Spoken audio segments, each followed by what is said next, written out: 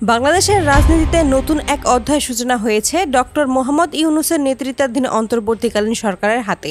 সম্প্রতি তিনি আগামী জাতীয় সংসদ নির্বাচনের রোডম্যাপ ঘোষণা করেছেন। সবকিছু স্বাভাবিক থাকলে ২০২৬ সালের ফেব্রুয়ারিতেই জাতীয় নির্বাচন অনুষ্ঠিত হবে বলে জানিয়েছেন তিনি। তবে ঘোষণার পর থেকেই বড় প্রশ্ন ঘুরপাক খাচ্ছে, আওয়ামী লীগ কি নির্বাচনে অংশ নেবে?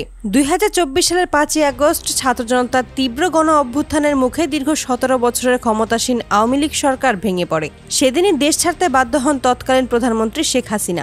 রাজনৈতিক বিশ্লেষকরা বলেন, এই ঘটনা বাংলাদেশের রাজনৈতিক ইতিহাসে এক যুগান্তকারী মোড় এনে দিয়েছে। কারণ টানা ১.৫ যুগ ধরে আওয়ামী লীগ ক্ষমতায় থেকে দেশ পরিচালনা করেছেন একক আধিপত্যের মাধ্যমে, যেখানে গণতন্ত্র ক্রমে সংকুচিত হয়ে পড়েছিল।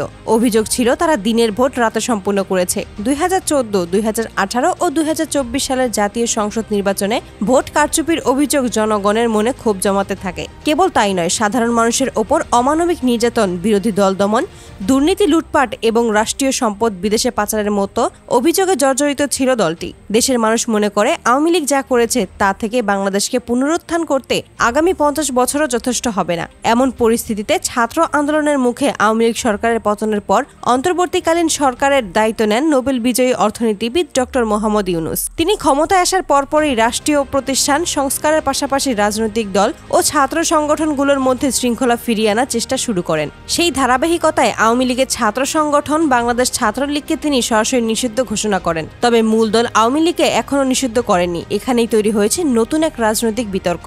সাধারণ মানুষের প্রশ্ন তুলছে, যদি ছাত্রলীগ নিষিদ্ধ হয় তবে আওয়ামী লীগ কেন নিষিদ্ধ নয়? দলটি কি আবারও নির্বাচনে অংশ নেবে? রাজনৈতিক বিশ্লেষকদের মতে এই প্রশ্ন অযৌক্তিক নয়, কারণ আওয়ামী লীগই তো গত ১৭ বছর ধরে ছাত্রলীগকে ব্যবহার করেছে রাজনৈতিক সহিংসতার হাতিয়ার হিসেবে। নির্বাচনের আগে যদি আওয়ামী লীগকে নিষিদ্ধ ঘোষণা করা না হয়, তাহলে তারা নির্বাচনী মাঠে ফিরতে পারেন এবং সেটি নতুন করে জনমনে ক্ষোভ তৈরি করবে।